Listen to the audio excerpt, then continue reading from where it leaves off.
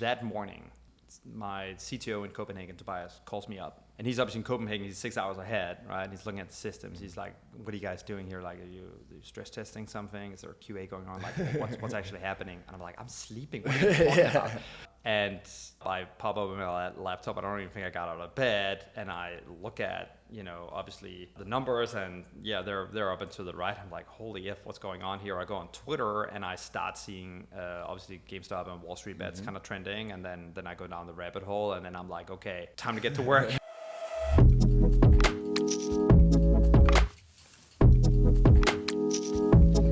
Hi, I'm Brian Hanley, Bullish Studio CEO. We're here at the Public.com offices for another episode of the Bullish Studio Podcast. We're speaking with Jannick Malling, co-CEO and co-founder of Public.com. We speak with Jannick about his experience founding Public in 2019, raising money, the experience that the company went through during 2021's epic GameStop phenomenon, and we recap a bit about the Dumb Money movie, which recently premiered in theaters. Please enjoy my conversation with Jannick, and make sure that you're subscribed to the Bullish Studio YouTube channel and wherever you get your podcasts. Thanks, and enjoy my conversation with Jannick. Jannick, thank you very much for joining us on the Bullish Studio Podcast. Yeah, thanks for having me in my own home. Yes, for sure. It's a beautiful office here you got. So Public.com, you started this in 2019-ish? Yes. Tell me about the journey. What inspired you to start a stockbroker? And how it's been going so far. Yeah. So actually, back in the day, so I've been in this space for a long time. So I've sort of, since I was 17 years old, I'm like the weird combination of being like a 36-year-old that almost have 20 years of experience in this space, which is like a little bit odd. But so I've known the space inside and out for a while, but only moved to the US about 7 years ago. And I think the idea originally came up just because I knew how fantastic a tool the equities markets were, especially in America. As a European, you are even more aware of how incredible the American stock market is. And so I knew how great of a tool it was for building wealth. I was sort of assuming before I came over here that everybody must be then just like taking advantage of this, and including everyone my age, millennials. And was obviously shocked when I found out that was not the case, and that actually the stock market and finance at large was something a lot of people were scared of. It was very hard to get started.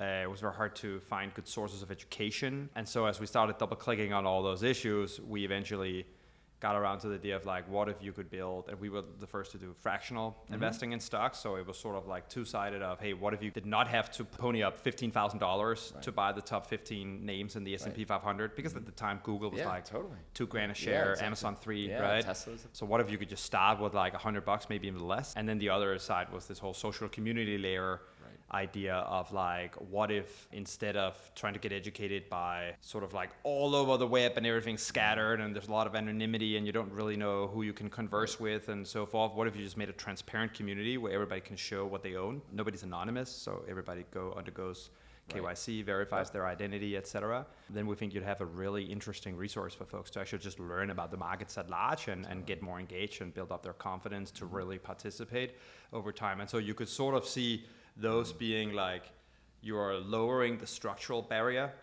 of not having to buy one full share over here. And then over here, and that's the science part. And then the art part was more, how do we get people to actually feel better about the stock market, to change this image and this perception that they had prior to that, which was very, and we're going to talk movies today again, but it was historically always very like, The Wolf of Wall Street, the Gordon Gekko 87 movie. These are just all great movies, unfortunately, because while they're all incredible movies and I enjoy them as much as the next person, they also, I think, ended up branding the stock market as something that's just purely this and speculative and dodgy and rigged and all of those things, right? Which means a lot of people shied away from it, even people that probably shouldn't have, right? And so that's all that we launched in September after Labor Day in 2019. So we just had our 4-year anniversary. Congrats. Thank you. And then obviously, launched in 2019, grew really fast right out the gate up until February, March 2020, when we thought, oh no, here comes the end of what was otherwise a phenomenal business. I mean, in the early days, we were doubling the user base every week, pretty much, right? And so until we got like, oh God, no, like this cannot happen. This is terrible timing. And obviously in that moment, we're dealing with so many things that, those might have been the first 48 hours where we didn't just look at the numbers every hour. Right. Because we had to sort a lot of other stuff out. Right. The minute we went back and opened, we're like, oh shit, like this is actually, this is going to be an accelerant, right? Because you basically had this huge drop. It was like the Black Friday effect, essentially. I think everybody had been on Google, looking at an S&P 500 index and looking at '08 and being like, if I bought there, right? And then looking back at that in 2019 or 2018, people are like, just done that, I would have done pretty well. Right. And here came this opportunity to massively buy the dip again, and a lot of people took advantage of that, especially folks that are young and had the future ahead of them. And so, stimulus checks, and I think how to buy a stock was the most search term on Google for a while, and it was nuts. And and all that. So we grew, obviously, kept growing very, very fast through 2020. I think we grew the user base 14x, something in that range. So that's just a month where you're almost doubling every month. Like you can really never stop and look back. Up until the end of the year, that was interesting. Then obviously the election happened in November. Right. Biden got elected. He said he wanted to vaccinate 100 million people in the first 100 days. And then we actually told the team, okay, guys, this was a crazy year, probably an outlier year. We're off to a great start. We've also raised a lot of money now, so we're well capitalized. Now let's just like reset our expectations. Let's just like, next year's going to be very different. And obviously 30 days later, GameStop happens and all bets are off. Short interest in GameStop. This GameStop situation is the craziest I think I've ever seen. There's nothing normal about what you're seeing when it comes to this stock right now. So then tell me about leading up into this moment of when GameStop blew up. Obviously, you probably were aware of Wall Street Bets in the community. I mean, you started an app that was focused around building communities around stocks. You must have had your eye on Wall Street Bets and the culture of that. And where did you what was the kind of the first thing that you got a call on, or the first moment where you're like, something's bubbling up here that could be big?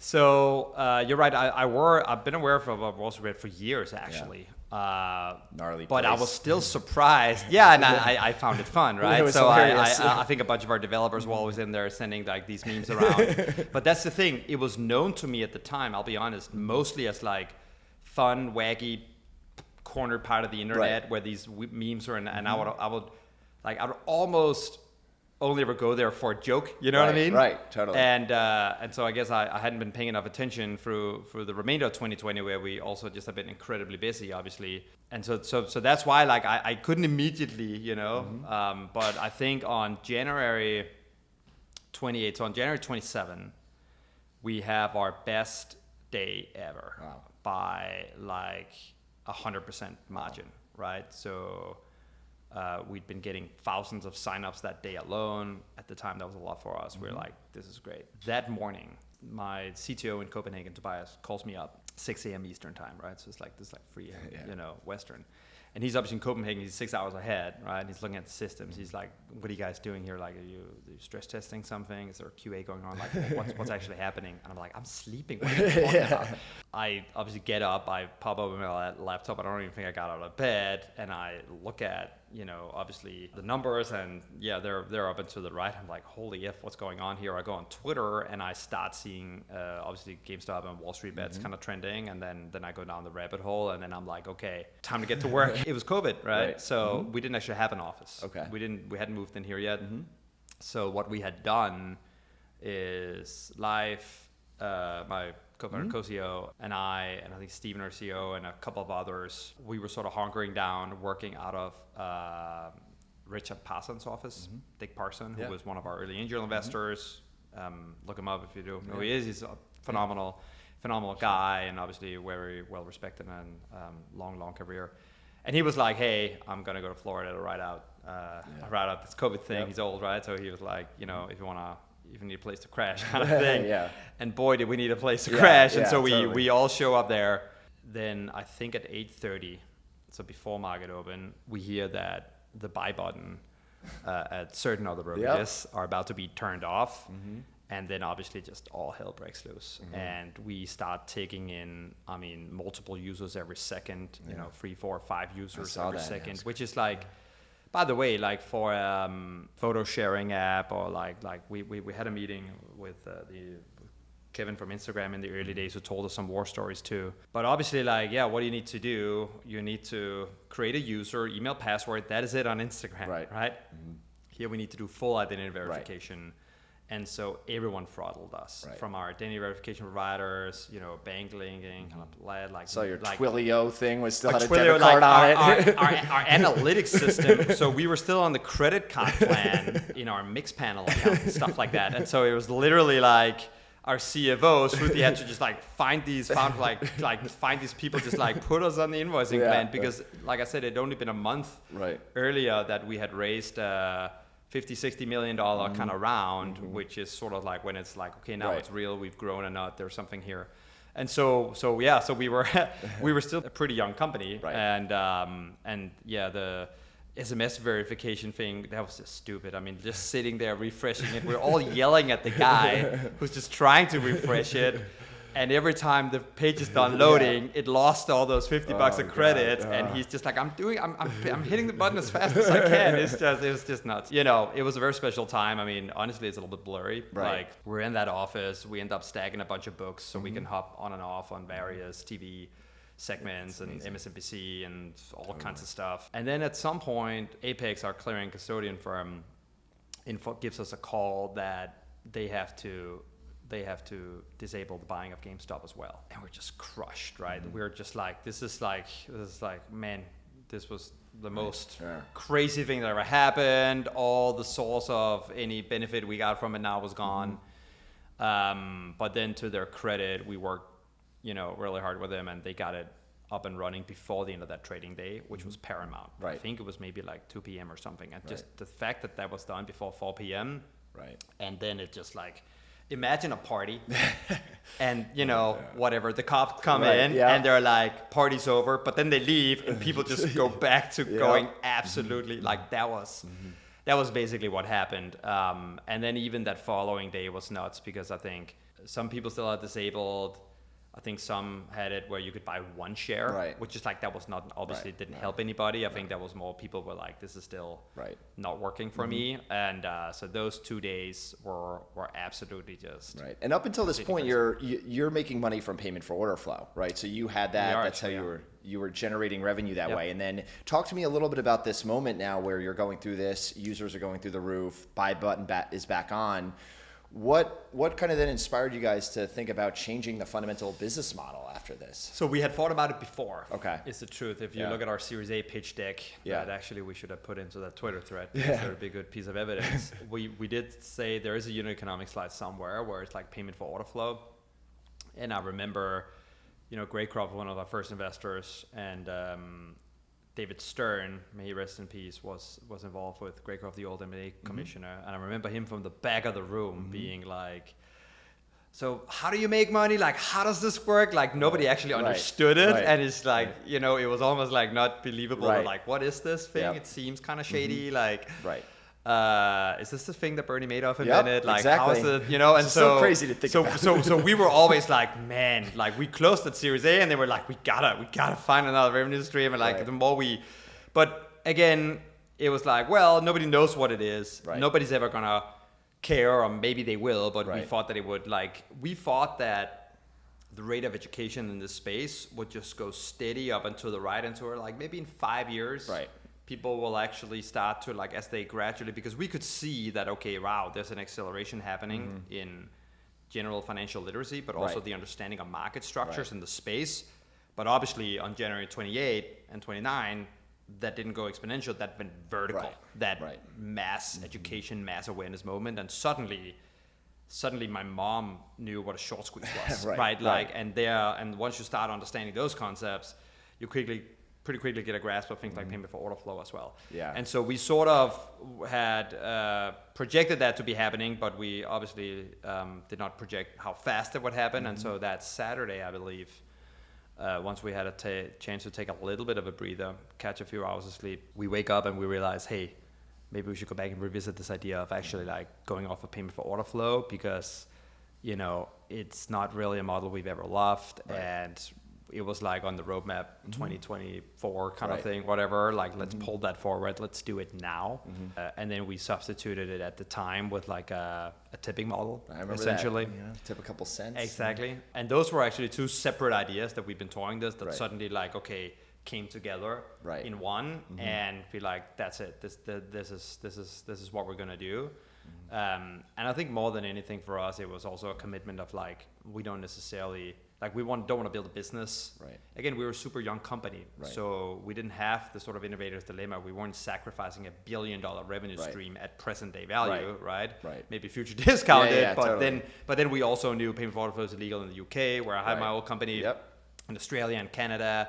It's everywhere pretty much. Now a US, ban is on the yeah. table in the EU. Right. So we're also like, wait, if the net present day value of this is on the basis of cash flows over the next 10 years, Right. if it's going to be made illegal in 5, Right. none of this is going to make sense. And so all things considered, we suddenly ended up in this moment where, and I realized a lot of people wrote those also like bold decision guys, but we were a little bit like, actually, when you really like, if you were a part of that conversation, you saw quickly how it like suddenly became, okay, it's actually risky not to do it. Right. And then we also created a situation for ourselves where we could build a business model that's much more aligned with our customers, and we're not just incentivized to funnel everybody into Right. the most kind of speculative trades and all that stuff. And that's a little bit something that I think our brand had always kind of stood for. And Right. to tell you the truth, obviously we had a lot of hardcore traders sign up Yeah. that week, Yeah, especially. for sure. But generally speaking, I think we've always been a little bit had more folks that just wanted to do sort of like build their own portfolio, Right. but have a little bit more of a long-term mindset. Right. Very little churn in our business historically for that reason too, and so that was another reason why it felt like. And how's tipping been decision that was doing? right Because for like us. a quick tip feels like you can make more revenue from what the payment for order flow would be, right? Like the economics around tipping. How's that been going? Yeah, that was a whole interesting thing because we ended up obviously having to, is it a commission? Is it not a commission? How does all that stuff Right. work? Do you tip more on buys or on sells? If you're doing it on sells, is it a commission? Meaning, is it before they pay the tax on whatever gains are from those, Right. etc.? It has been doing quite well. I think we always said, hey, if we believe that people are willing to pay for transparency, essentially, which Yeah. we've always thought, like we actually think this notion that everything has to be free all the time, Right. it's not really true. Like Right. obviously it's always easy as a business to grow if you make everything Right. free. And I think we all realized Right. that during the crazy bull run. Totally. Yeah. Let's just make things free and Yeah. subsidize it with some zero interest Yeah, rate exactly. capital Yeah, in one way and exactly. the other, Right. and then you have a good business model Right. and you got product market fit, right? Right. Right? Right, That should yeah. actually be like Yeah, the Star yeah, Wars yeah. meme. Yeah. I don't know. We were just a little bit like, no, we actually think people don't mind paying, and we were looking around the space. Coinbase was charging 1.5% for crypto trades, and we're like, yeah, but that seems to be the most trusted place at the time, at least. Right. I thought personally to buy kind of crypto, right, relative to a lot of these other offshore things. And so we were like, actually, we don't know that the evidence is there that everything has to be free all the time. We think people are perfectly fine to pay if they understand what they're paying for. Right. And do they understand the value? Did they understand the value of what they would be paying for 2 weeks ago? No, Right. they would not have. But today, after the whole world got tied upside down, and we're now February 1, Yep. yeah, we think they might. And so that's been a great move all around. It's been one of these things where it's been honestly good for the business, but the customers like it too. It's pretty good all the way around. And contrary to popular belief, it's not just people that do it actually on the sale gains. Like I've been pretty surprised of like how versatile it's been. And and again, I think it was the right decision, but it was never something that we were like, this is going to be the entire business. I think for us, it was more a function of, can we substitute it with something else right now? And then in the 2 years since, we've worked hard to diversify the business out of even just equities. Yeah. Right. We launched treasuries earlier this year. saw that. So that's much more like asset-based recurring revenue streams. They're much more predictable. Because the other thing we saw, the public markets tend to have a little bit of a discount on highly transactional, highly volatile revenue streams. And so we were a little bit like, well, if we can sort of build the business in that direction, being a very young company, not having to sacrifice much in that decision, yeah, we think that's the right call. That's great. And then now talk a little bit about, you mentioned treasuries. What's the business look like now? I mean, how is everything going? And post all So this. it looks very different, right? That's the thing. Like at the time, and that was so crazy about 2020 and 2021, which was really our two first full years in business, right? We launched fractional and social. It was like our starting features. And then for 2 years, we're just trying to keep the lights on as we're scaling the user base dramatically. And so we never really had a chance to work on much other stuff, right? Like we did a pretty good job building out a lot of the social stuff because that was also very apparent, like the whole social investing phenomena, especially after GameStop. In 22 and year to date, we've finally gotten back to actually shipping a lot of stuff. And so we've shipped public premium. I'll try to remember everything. I probably can't. Public premium, our $10 a month subscription, where you can see deep insights on companies.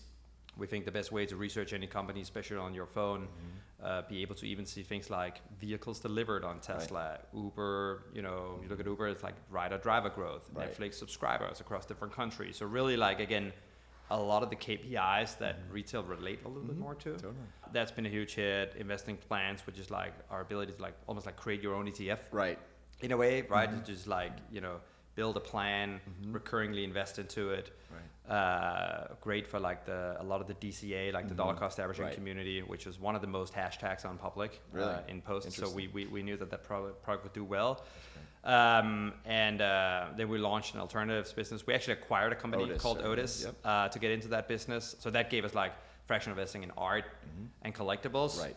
But the alternative universe is so much bigger than that. And so now we're actually rolling out the ability to invest in music royalties. I saw that. Which is going to be super, Shrek, which is super interesting, which is more like it's a royalty product, right? So it's a little bit closer to like a fixed income product with like a 8 to 10% historical kind of yield, right? That's been around for 20 years, very little decay. Like we think that's a super interesting asset that, just historically has only been available for high net worth individuals. Right. And now through this like Reg A Plus alternative structure, we can offer shares starting at $10 a share.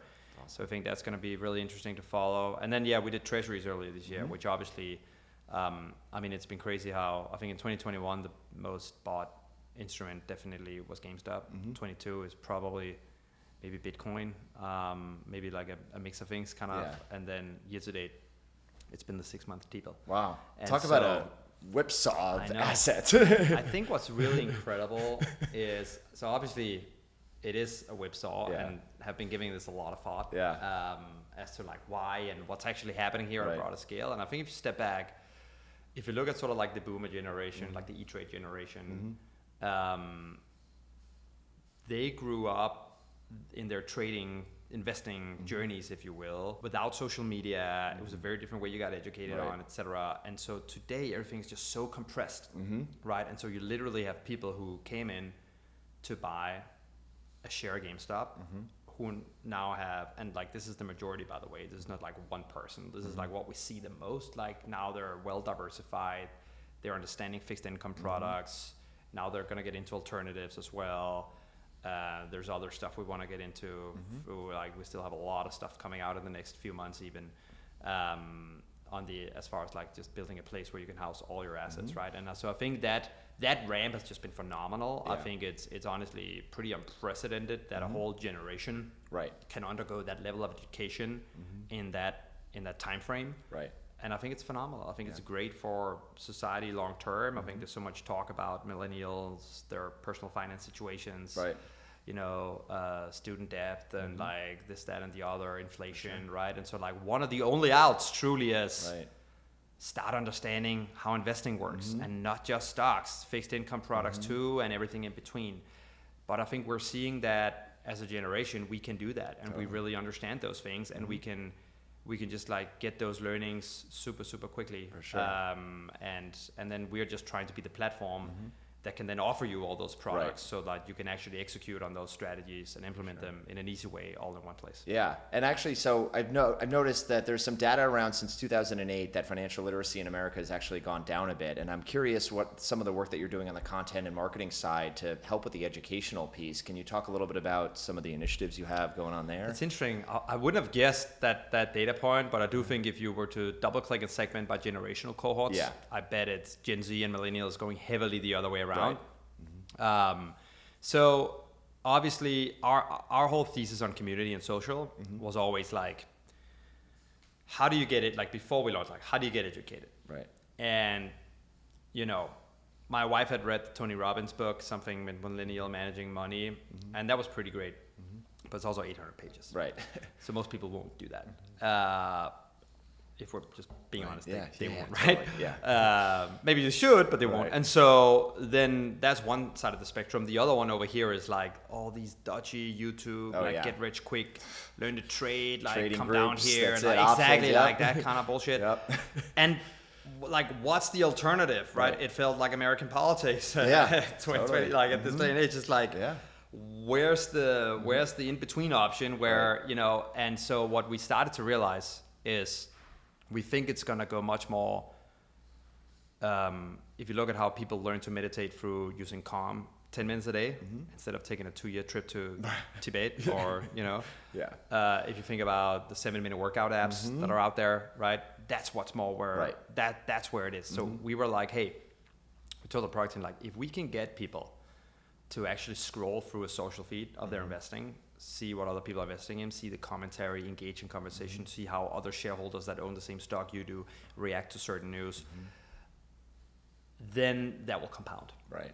10 minutes a day. That's really all we need to do. And so, and obviously 10 minutes a day is like a good sticking point. Could also be like, an hour a week or whatever. Right. But really we found that the bar was actually quite low, because once they just got hooked on checking out a feed with a lot of educational kind of content and starting understanding other people's viewpoints, it just kept compounding. Right. And so I think that was actually the whole idea with the social community, and we often ask like, oh, where's the copy trading like feature or whatever? Like we never planned to add that, because like you don't learn anything from that. Totally. And it's also the blind leading the blind. I never really understood those. And from my understanding, the SEC doesn't love those ideas, but some... I don't think they do. Yeah. Not here. I think in Europe they've been they've been more well received. Right. But it's the same if we look at the AI, the whole AI thing. So we launched... Right. I knew I missed one. Yeah, we launched the AI. We launched Alpha, which is our sort of investing co-pilot / research assistant. And again, the idea there, and a question I get a lot is like, well, shouldn't AI just like manage all our money? Right. And there's just actually no alpha, and it's all beta, and we're all like, and obviously if you take that argument to the extreme, it also doesn't really make sense necessarily. But even before you go there, just philosophically, we're like, no. This is a tool for you, this is a resource for you, the investor. You should be in the driver's seat, not the other way around, right? Like you run this tool doesn't run you. Right. And again, that's how you can use alpha to learn a whole lot in a short amount of time. And I think what we've seen now in terms of the research that people can do on certain names and on even in the bonds markets now, by the way, like it's just nuts. There's so much stuff hidden in the filings that just never get to, and like that's opening up a whole new... I know. And we'd actually, so we had a good amount. So we acquired a small company before Otis, Hypercharts. Shout out to Galileo Russell, fellow YouTuber, who I've been friendly with for a long time. And, he was like on this mission to like disrupt the PE ratio and always found that to be fascinating. And so he built this platform called Hypercharts, which basically was scraping SEC filings to present it as structured data so you could visualize it, because people understand charts much better than a lot of other stuff. And obviously he is a big Tesla bull, has one of the larger Tesla YouTube channels out there. And so he started with like also Tesla vehicles delivered. Right. And then it grew to the rest of the S&P 500. And because we've been doing that work and a lot of the data work there, not necessarily, suddenly you move that into like more like a vector database instead of something else, et cetera. Like suddenly you're all there. And then we got access to OpenAI pretty quickly, GPT-4 especially, and then so you guys have the plugin with them now, right? And then we basically just like started merging those two ideas, right? And so that's where it started, like a different interface to be able to research all those investments. Because right now, if I go to Apple stock, I'm scrolling down. There's one number I'm looking for, and we're quite proud this is public. Like, you can actually go to financials. You can see full balance sheet statements, optimized for mobile. It's done in a really slick way. And that's great, but if I'm just looking for one data point, like what was the cash position 2 years ago, whatever, now you can just swipe down on that stock. It opens the prompt. It's amazing. You just ask, and then you end up, what we see is you have like this progressive research behavior where the like one question leads to the next. And that is a lot more engaging. It's a better way to like keep somebody interested, because it's so easy when you're just looking at numbers and charts to suddenly like drop off and like, like this is, so this has been super fascinating. And then another thing we benefited from is we've operated one of the larger social investing communities, obviously, for a couple of years, up until the point I think it was only in April we launched this. So we had a lot of data around how people are using conversations to learn stuff, right? Because in no other financial products have you actually ever had conversations, right? I think even Venmo didn't really have comments ever, right? It was just like the emojis and stuff. So we were a little bit of a unique position, and we had so much data, sentiment, how people were asking questions, because like when on mobile, like we all have this like mobile language with a few emojis and like acronyms and like. And so we were just in a little bit of a pole position, quite frankly, to be the first to launch this, and that's why we were the first onto the AI scene, and I also think why users have taken, like, it's been received so well, because I think our user base especially, our members have been used to using conversation as a lever, as a tool, as a resource to drive their own curiosity, to drive, exploration and research at large. And they're confirmed shareholders, so it's not like, there's somebody talking positively or negative about a company, even though they're on the opposite side of it, but it's like they actually own the stock, and you could see that, and it gives that trust level. Exactly. Yeah, so I guess, that's great. Now, talking a little bit about community, the Dumb Money movie just came out. Did you have a chance to see it? What are your reactions, thoughts? I did. Yeah. I thought it was a great movie. It was very entertaining. Obviously, how much is it dramatized? How much is Steve Cohen's pig? Real? Like, yeah, exactly. Like, what's up with the pig? I mean, and like, did he really have a brother that was like Pete Davidson? Like, I doubt it, because he's like a one-of-a-kind character in the world, right? And so, but generally the plot line, I think, was actually quite good. I think they captured a lot of the nuances of, and it was so awesome to see. And like, I think, in the months and years after GameStop, you started seeing these stories come out of how it had impacted different people. And I think that what makes it a good movie. You have, the college dorm girls, and then you've got Steve Cohen, right? And everyone in between. Like the nurse and the nurse. And like, that's what's so awesome, is like, you can actually see the story, how it plays out, because that's what, when movies do that kind of thing, it just gives you a great sense of empathy and perspective. And I think one of the best ways to evaluate any movie is the amount of perspective that it adds to you, right? Like, you leave the movie and you go like, wow, okay, you start becoming self-aware of things that you had not considered in the past. That's why my favorite movie is like Interstellar or something, because it's like, it really gets the mind going, right? And I think it's in that. I think it definitely manages to do that, to get your mind going, to give you that perspective. I felt sort of humbled coming out of it, and just like, just take it back. And like, I was just trying to remember the time. Like I said, it's still a little blurry. Totally. So it helped piece some of the pieces back together. For me as well. And even seeing like the conversation around market structure and short squeezes, to your point, it helps make those topics that nobody would ever read about market structure, but now you can actually understand why Citadel was involved and what market makers do, and the whole practice around payment for order flow. And I think the one critique I would give it is it's fairly short.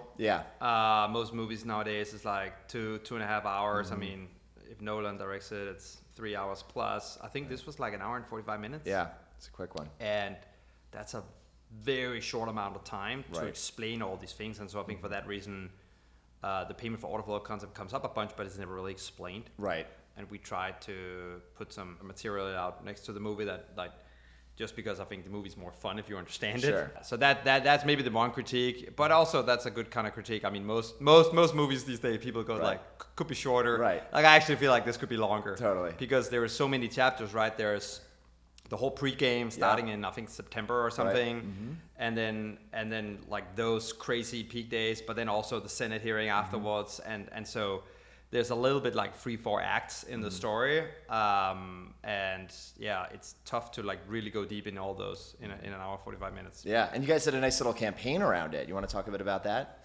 Yeah, so we wanted to celebrate the movie that essentially celebrates retail investors, because that's obviously what we are all about. And so we made a website called Ticket to Invest, where if you take a picture of your ticket to go see the movie, we'll reward you in free stock on public amazing. as you sign up. Super clever. I love it. I love the ticker time machine you guys did a while ago. If you invested $10 in Tesla 20 years ago. Oh, wow. That's old. Okay. Old Okay. yeah. All right. You guys have done some good OG stunts. stuff right there. That's like pre-COVID stuff, I think. So Totally. You guys are good for the stunts, and then the song you did around break up with your stockbroker. Oh, Bolton? That. Bolton. Oh, that was man. a good one. How did I leave out Bolton? I was talking about it before. Yeah. I mean, that was actually the thing where I was like, okay, that just, I mean, I think that thing got like 500 million impressions in a week. It was nuts. I remember I went on Squawk Box with Sorkin like a few, honestly, like maybe a year after. We were launching Town Halls, which was a product where we let public company CFOs and CEOs have direct conversation with retail investors. Right. And so I was talking about that. And then in the end, he goes like, I have to ask you, the Bolton idea came out of nowhere. How did you come up with that? And so even then, it was like, I think he called it like one of the best ads I've seen, blah, blah, blah, since the E-Trade baby and this, that, and the other. And so, yeah, that definitely, that obviously is in public history. It's very iconic. But honestly, like still, I think in the industry will hopefully go on to have some longevity. I've seen it resurfaced more on social media since the dumb money thing came out. And I mean, that story was crazy in and of itself because it was just like, obviously it happened right before Valentine's Day, GameStop, right? Like late January. And so we were sitting there riffing ideas of like, you know, how you could, what the Valentine's campaign would look like for the year kind of thing. And then one thing led to another. This came up and our team actually just flew to LA and shot it. I was about to say, literally quick just turnaround, right? Literally, it was like in Slack, and it was like the conversation ends with booking an airline and going to an air ticket and going to the airport kind of thing. Shot it very quickly. Drew and Alex from the Chainsmokers helped us land Bolton even because they other investors. Obviously they're investors too, but they're in Hollywood, and so they know how all the stuff works because we hadn't actually booked any actors or singers or musicians for anything at that point, right? Like we hadn't done a lot of big marketing splashes. It's mostly been these like stunty kind of projects that we've been doing up until that point. So they helped us get a quick lay of the land and help make that happen. And that's great. So what can we expect from public coming up next couple months? What does the end of the year look like? How you feeling? Feeling very good. I think it's along those trends. I mean, we put out a report actually on the status of retail investing with the tagline "They're not leaving," which is definitely what we've seen. And actually, that tagline obviously is from the Wolf of Wall Street movie, but it doesn't actually really do justice because what it doesn't say is like literally we've seen record inflows this year. Not just us, but like in the space at large. And I think a lot of people didn't really expect that to happen necessarily. But I think you've now seen the sense of like a lot of accounts were open in 2020, 2021, but it's not like everybody actually went in with all their savings. A lot of people used that as an opportunity to dip their toe in the water. A lot of people opened more than one account too. I think what's happening now is like people are starting to consolidate those accounts a little bit. They're like, hey, I don't want a crypto account, a stock account, a treasuries account. Like that's a lot of. It's a mess. My taxes. I don't need that. I don't need that in my life. Why? And so that's where we've tried to become the place where you can just consolidate all that. And so obviously working on more assets as we keep kind of pulling on that thread that we'll talk more about towards the end of the year. But that's a big trend that we've kind of seen. This idea of a finance super app, right? Everything that you could buy. A lot of people use the term finance super app, and that tends to be a little bit more like, payments and debit cards and this, that. We think more of like maybe the investing super app would maybe be the right thing, where like, we're not gonna launch a debit card anytime soon, but we're really just focused on being the absolutely best place that you can invest across any asset class with any resource you want, whether it's a social community, whether it's an AI research assistant, or just really, high quality, deep sort of almost unique data points on different things. That's what we've sort of over-indexed on, and that continues to be the strategy for the end of the year. And then we're doing that in the US, and then we just launched in the UK as well. Nice. How's that going? How's the UK, international, other markets coming up? Or? It's so funny. I used to live in London, and then Brexit happened, and my old company got acquired. I moved here, and then I hadn't been back to London until this summer when I went back in preparation for a launch. And I think what was interesting to see was a couple of things. Number one, I think generally the whole fintech in Europe, but even in London was massively set back by Brexit. And I feel like there was like a big, like we are further ahead in the US, but actually pre-Brexit, it was more the US that was like maybe suffering a little bit because you're still feeling the hangover maybe of 08 or some other things. And like, so it's interesting to me to see that momentum has really picked up over there now a lot. And generally, the appetite for this is quite high. I would say there are a lot of people almost all people we've done onboarding calls with the first many people that signed up, and almost unequivocally the response is from a pure UX design perspective, which is something we maybe become like you guys have been accustomed very to here. focused to, Like this is phenomenal. Right. Like this is like wow. Like I have not seen this anywhere else in UK or Europe. I think in the US, and I do design a lot of design myself. Like I think our design is pretty well. I think Robin has a very well designed product, always had. Like I think there's a few like Stripe as a fintech company, phenomenal design sense. So I think the US has always had that. Right.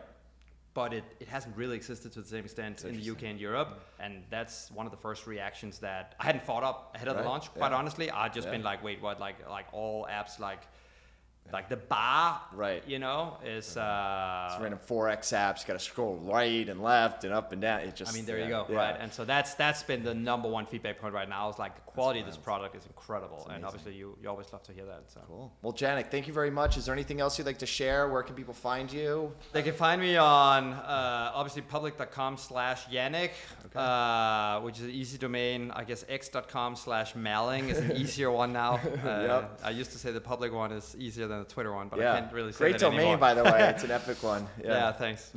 Cool. Well, thank you for joining us, and we'll talk thanks to you for coming soon. in. Congrats on everything you've accomplished over the last 4 years, and we'll see what you got coming up. Cool. Appreciate it. Thanks for having us. Thanks, Brian. Yep.